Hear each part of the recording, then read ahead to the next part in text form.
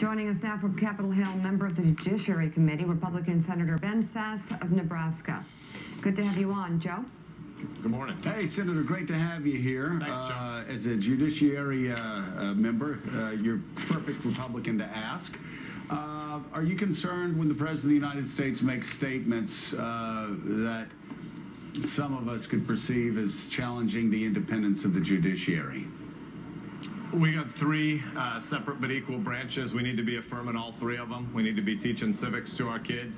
And Americans are fundamentally skeptical of central government. It was part of our founding. And we need those three branches to check and balance each other. And so we need to affirm public trust and try to rebuild an understanding of why each of them have an important role to play.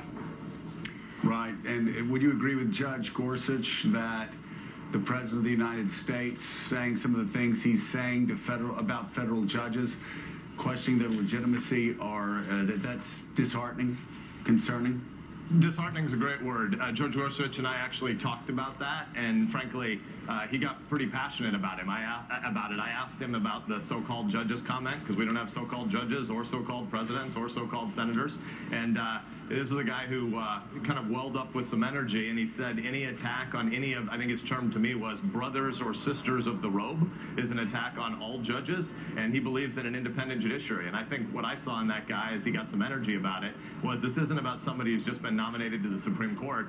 This is a guy, if he were on traffic court in Colorado or in Nebraska, would have the same view. He understands why we have three branches. And frankly, it seems to me that that's a good reason why his nomination shouldn't be politicized. People all across the political spectrum should love the fact that he's going to be a warrior for a constitutional system of executive restraint and limits. And do you characterize yourself that way as well, a warrior for checks and balances, and also somebody who gets energized about the importance of the independence of our federal judiciary? Amen.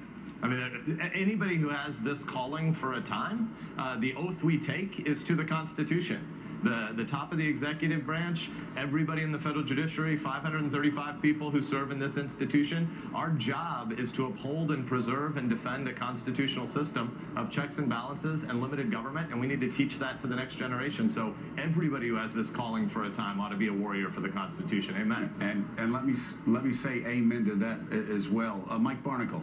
So, Senator, I mean, it's great hearing you take the strong defense of the Constitution. It's really needed at this point in time. So my question to you is, why are there not more Republican voices in the Senate like yours talking about clearly an effort to delegitimize the judiciary by the President of the United States? I can't speak for other people. I can only tell you what I think I'm called to do in this place. But I think we got way too much Republican versus Democrat. And that isn't an argument for a mushy middle, by the way, on policy solutions. I think I'm the third most conservative guy in the Senate by voting record. But my fundamental duty to Nebraskans and to Americans doesn't start with my partisan label. I'm a conservative guy in terms of the policy solutions I fight for. But I'm a dad, and I'm a Nebraskan, and I'm a football addict, and I'm a constitutional warrior before I'm a partisan. And so I would hope that everybody in this institution would be jealous of our prerogatives and mindful of our civic duty to teach, constitutional understanding to the next generation, because frankly, they don't know. Yeah. One of the things that doesn't, fit on soundbite culture, but the horrific stuff happening on campuses right now isn't just the safe space movement that undermines a lot of kids' educations. There's data that shows 40% of Americans under age 35 don't think the First Amendment is a good idea anymore, because you might use your freedom of speech to say something that would hurt somebody else's feelings. Quite frankly, that's the purpose of America, right. To have a framework to protect us from violence so you can argue about ideas. We need more of that. Obviously, Democrats and Republicans are in an entirely new universe right now. Having said that, on policies that you all are working on, repeal and replace, is that a realistic equation? Is there actually going to be a replacement, and where do you all stand on that? Well, I think there will be a replacement, but I share your frustration, frankly, and we should go back. This isn't a 6-month issue or even a 3 or 6 year issue. This is a decade-plus issue that we haven't told the truth to the American people about what's wrong in healthcare. Healthcare is living off a tax accident from the 1940s that assumed the only place and the only way people should pool for insurance is around large employer groups, and those large employer groups are not going to be the source of a lot of employment vigor and innovation in the future. We need portable health insurance that goes with people across job and geographic change. And frankly, in addition to uninsurance and underinsurance, we have a lot of overinsurance in America that makes it difficult for there to be enough innovation in the health sector. We insure against my contact lens purchases. That's stupid. It's completely predictable how much my contact lenses are going to cost next year, but we launder it through a tax code that's from the 1940s. So it's a complicated problem, and frankly, both parties try to oversimplify it, but what we ultimately need is a health insurance system where we have a societal goal where everybody would have catastrophic insurance. Again, I want to distinguish between societal and governmental goal, but people should have insurance that goes with them across job and geographic change. There's no simple fix for that. We need to repeal Obamacare because it was leading to more centralization when we actually need more innovation both in the delivery system and in the health finance system. Okay. Senator, you've positioned yourself as one of the few Republicans who is prepared to speak up when you feel that Donald Trump crosses a line. During the course of this program, we've talked about the people that he has this habit of attacking people, whether it's Nordstrom's or Senator McCain over the Yemen raid, or as we mentioned earlier, judges. How concerned are you about that pattern of attacks coming out from the president's office? Do you think that the media is just getting distracted by it? Does it suggest something unsavory to you in the way that this White House is trying to run government? Well, I mean, let's step back just a tiny bit. I think we're going through one of the largest economic disruptions in human history.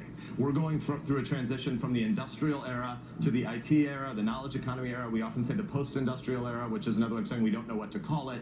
We're going to a world with much shorter job duration and a lot more geographic mobility, and that's hollowing out mediating institutions. Rotary clubs are dying in Appalachia, and Rotary clubs aren't being formed in Exurbia, and the Rotary Club is a pretty good picture of the way textured voluntary American society works.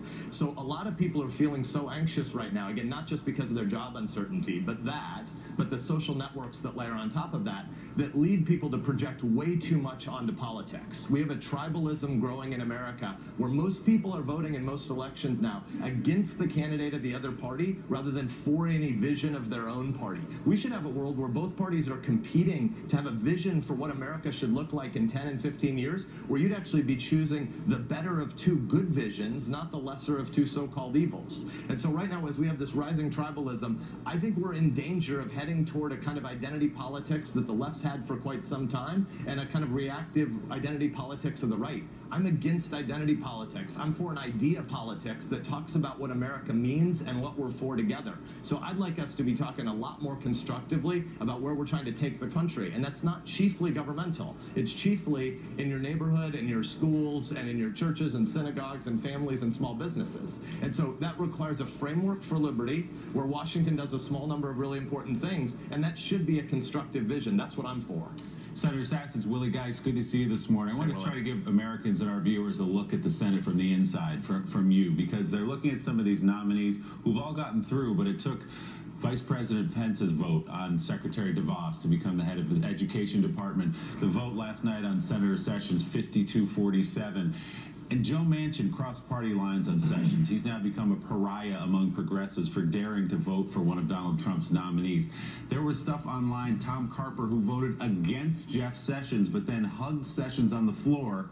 Progressives saying he should be primaried for hugging Jeff Sessions. How do you cut through that where Democrats right now feel like they're part of the resistance against Donald Trump and Republicans? Well, I mean, I think that what's happening in the Senate is an echo of what's happening in society generally, and the Senate should be a place that Americans can look to for some vigorous, actual, honest debate about the big challenges we face. The Senate fancies itself the greatest deliberative body in the world. It's not.